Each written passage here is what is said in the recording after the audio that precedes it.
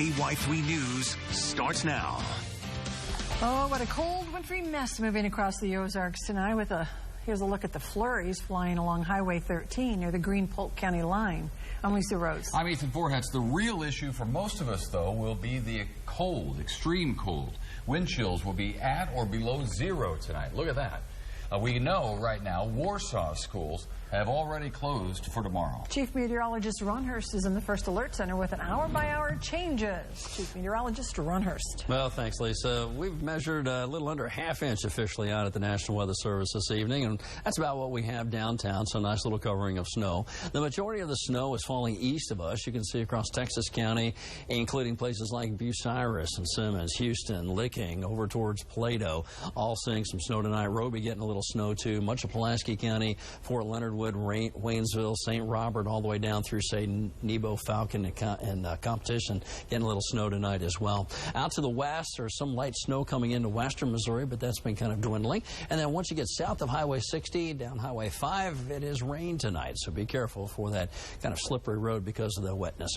All right, let's check out the time lapse, and you can see all of this moisture moving across the Ozarks. It's going pretty steady, and the stuff out to the west is thinning out. So right now, we're thinking maybe trace to 1. That looks to be good for the snow that's currently falling. It's just these far northern counties that are going to have 1 to 2 inches of snow. And earlier today, they had an inch of snow around Cole Camp. As far as what's going to happen tonight, you can see that once we get past midnight, there's not going to be a whole lot of snow left in this thing at all. And in fact, we're going to have a clearing sky and very cold conditions tomorrow. In fact, that morning commute is going to be really frigid, and temperatures actually getting colder as we go along.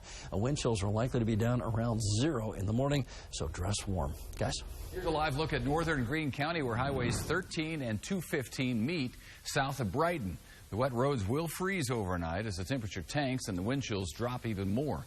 Our KY3 First Alert weather app will keep you a step ahead of the winter weather with the latest forecast, real-time radar, future radar as well, road conditions, school closings, and a lot more. And it's free in your app store. Tonight's weather may have been a factor in a crash where a man on foot was hit by a car in downtown Springfield. Police tell us the man was walking across Elm when a driver turned out of Patton Alley and hit him. It was raining and it was dark. The man was not seriously hurt. No tickets were handed out. As the temperature continues to drop tonight, cold weather shelters across Springfield are open for anyone needing a warm place to stay. Kara Strickland is live tonight at the East Sunshine Church of Christ with the difficulties those shelters are running into this year. Ethan, cold weather shelters are filling up really fast tonight, but in order to stay open, they do have to have volunteers. This year, both the men's and the women's shelters have been struggling to find enough of them.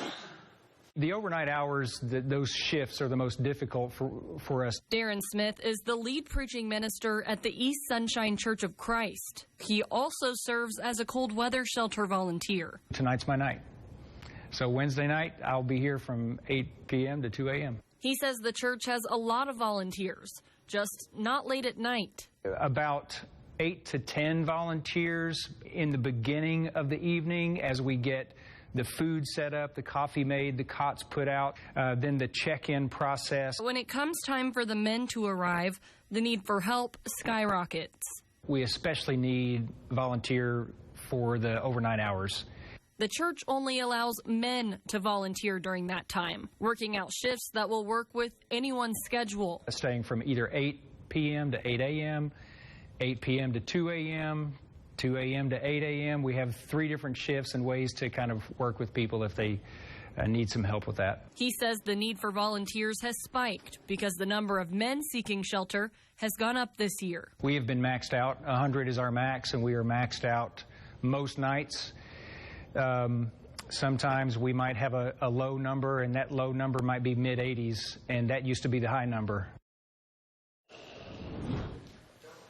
Women can volunteer at this shelter. They can help out during check-in as well as come in the morning around 6:30. That's when they start serving breakfast and work on getting everything cleaned up here. You can also go and volunteer at the women's shelter that's downtown at the Grace United Methodist Church. Reporting live in Springfield, I'm Kara Strickland. A man was killed in an early morning fight, and tonight, Ozark County deputies are questioning several people who may have had something to do with it.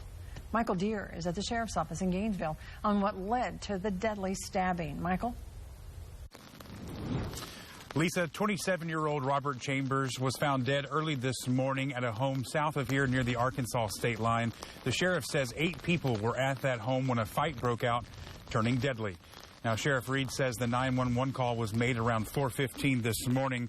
When deputies got to the home on County Road 524, Chambers was found outside on the ground. Sheriff Reed says 4 people were inside when 4 others showed up to recover some personal property. According to Reed, Chambers was asleep in the back of the house when someone knocked at a back door, and soon after a fight broke out involving Chambers.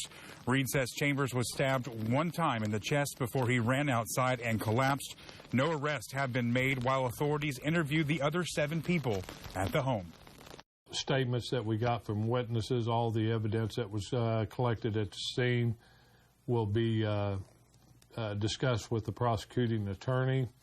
Ultimately, it's his decision on charges to be filed, if any would be charges to be filed. Now, Sheriff Reed tells me that deputies are no stranger to that house. He says that search warrants were served at that house just recently. As for Chambers, an autopsy will be performed on his body tomorrow in Springfield. Live in Gainesville, I'm Michael Deere. Flippin, Arkansas officer is on paid leave tonight after shooting a man accused of attacking police. Richard Hudson Jr. is in the hospital tonight recovering from a gunshot wound. Flippin police say he killed Catherine Parker inside Hillside Apartments right there before police arrived.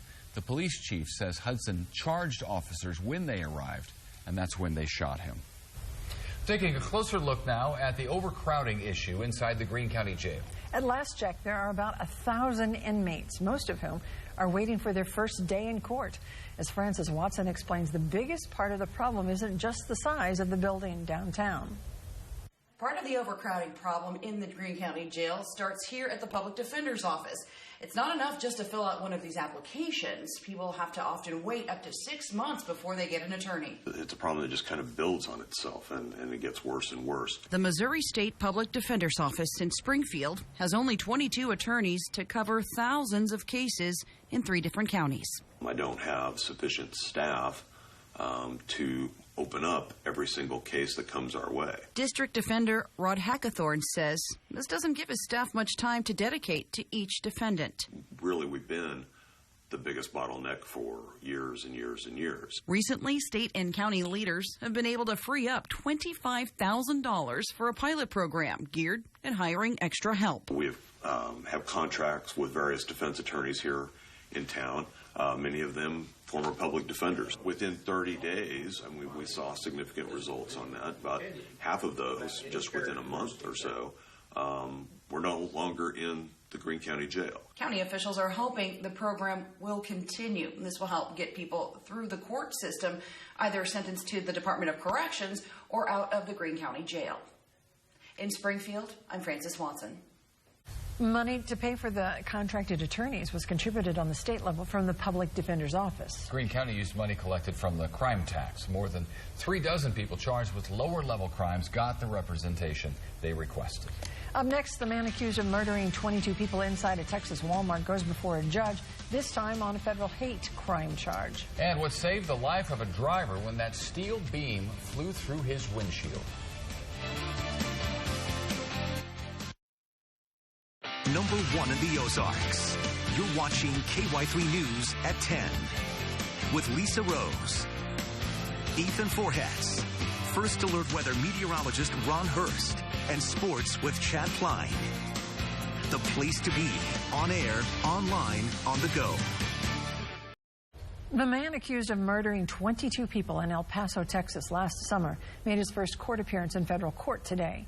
Police say 21-year-old Patrick Crucius opened fire with an assault rifle at a Walmart.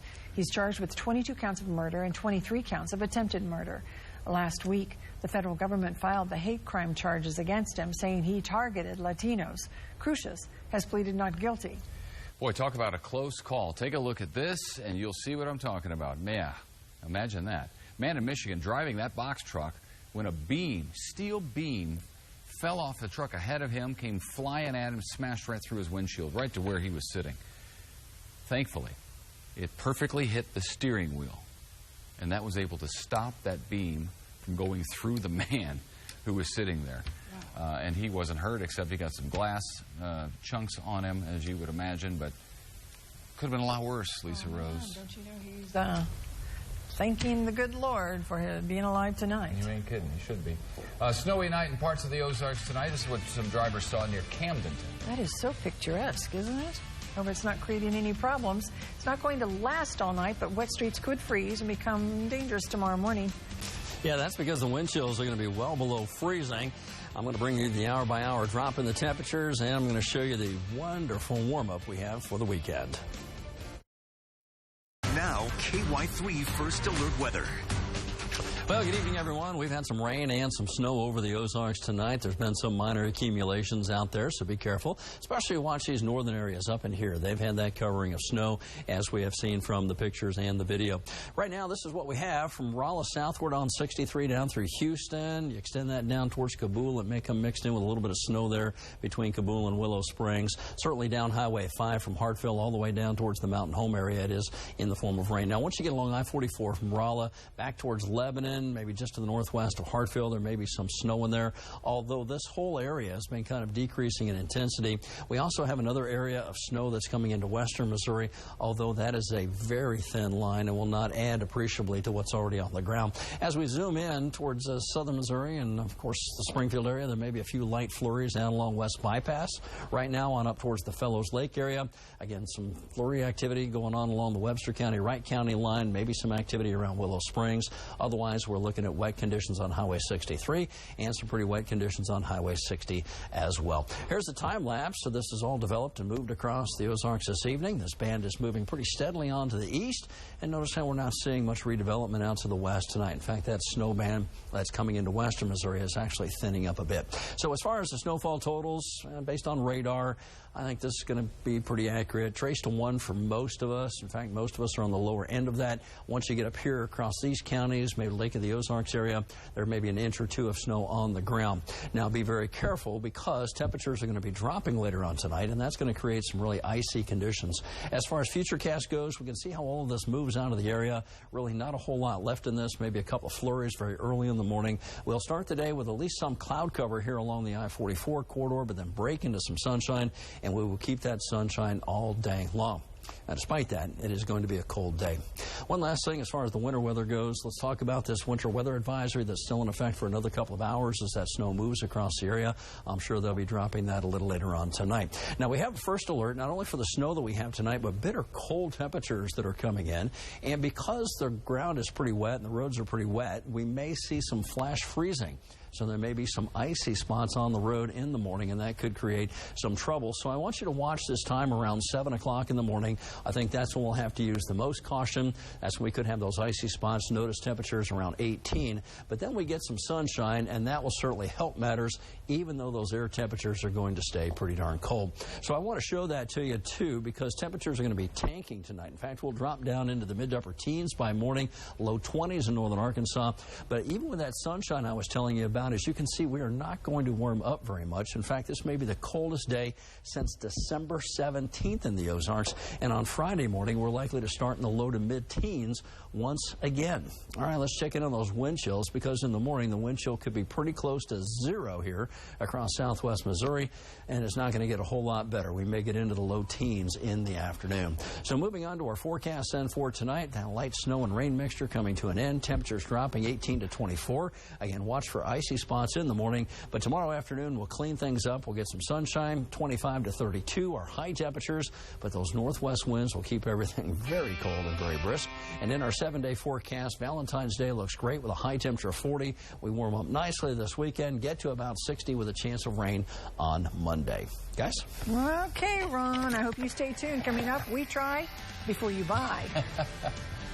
Finally, there is a new way to seal and save food. Introducing the Always Fresh Vacuum Food Sealer that quickly removes air, sealing in freshness. Okay, we'll tell you how well the Always Fresh Seal Vac does, and if it really does keep your food fresher for longer.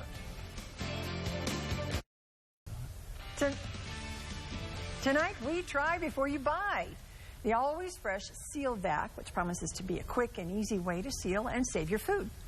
Simply pack your food, touch once to vacuum out the air, and just like that, you're left with perfectly preserved food that will stay fresh longer. Yeah, it comes with a tiny vacuum that pumps the air out of the bags of food. After you seal up the bags, that should let you store fresh food and leftovers longer in the fridge or the freezer. We found it online for less than $10, but is it worth the money? This was quite an adventure, finding things to vacuum seal in our kitchen. I had never used anything like this, and with just the two of us at home, Randy and I didn't think we had a lot of things to store, but the system turned out to be pretty easy to use. The vacuum itself is battery powered there. The bags are tougher than normal storage bags. Randy and I started with some salmon he marinated with teriyaki sauce. We thought he had steered clear of sucking up any of that sauce. Listen to this. Whoops. We managed to vacuum some of it out. It didn't seem to hurt anything, though. We did learn it takes longer to vacuum all the air out of the package than what we had seen on the commercial. So I thought it wasn't working at first, but it did. Next, we packed up and sealed some block cheese we'd cut up at home. And cereal lasts forever in our pantry, so I wanted to seal it to keep it fresher. All this vacuuming was pretty user-friendly, which makes me think we could actually get into the habit of doing it this way. And turns out I saw an immediate improvement when I compared a few things I had already been freezing to the seal vac. Look at that, Ethan. The bananas I freeze for protein shakes get dark and freezer burnt looking for a while. But when I vacuum pack them, they look so fresh after a week. Same with the apples. So I got to tell you, I'm pretty impressed. Interesting. Well, this is a product I think can make a lot of difference in a kitchen. When I cook, I like to make a lot of food at one time, so I like to freeze the extra food, pull it out later when we haven't had that food in a while. So to try the Always Fresh Seal Vac, I sealed up a few things, starting with White Castles.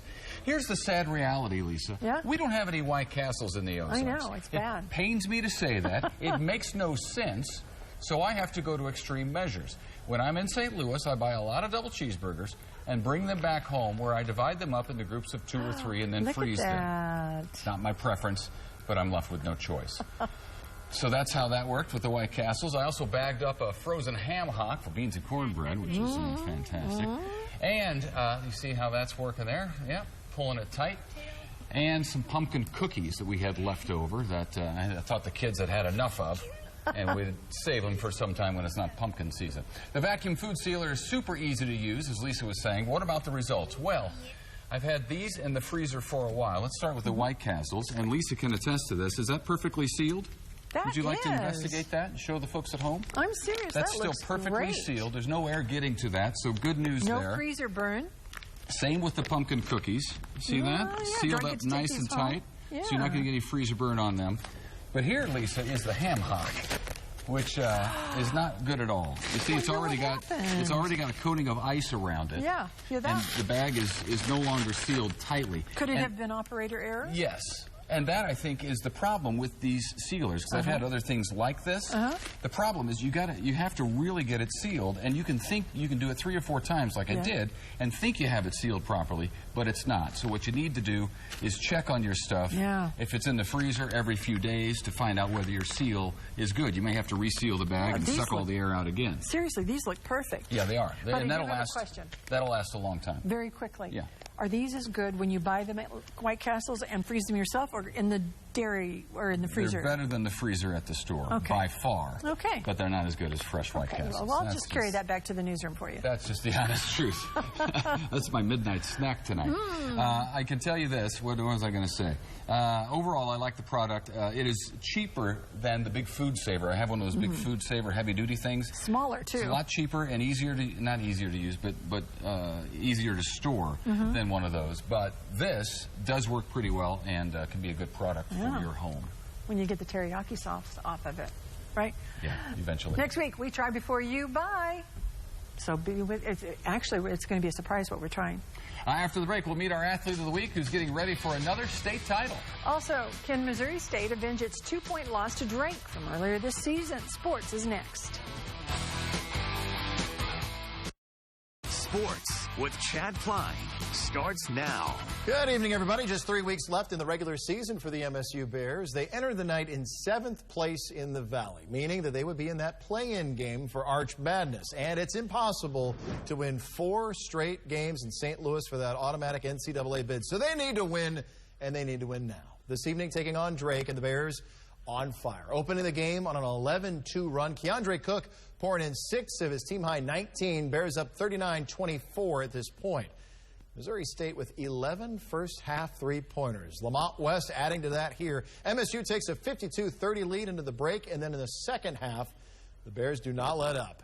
Freshman Isaiah Mosley, the NBA range three-pointer. MSU takes the game 97-62. That is win number 700 as a Division I program for the Bears. Evangel at Benedictine, a slow start hurts the men tonight in a 78-65 loss. But Walnut Grove's Bailey Harmon with 12 and Crane's Emma Lander with 10 as the women have a 5-point victory. Now, the SBU Bearcats are in action tomorrow night as they're hitting the stretch run for the first time as a member of the GLVC. The Bearcats just 2 games out of first place and are confident heading into their postseason tournament. This is the best team that SBU has had in about a decade, with wins over top-ranked Bellarmine and 12th-ranked Southern Indiana. And these Bearcats are looking forward to their March Madness.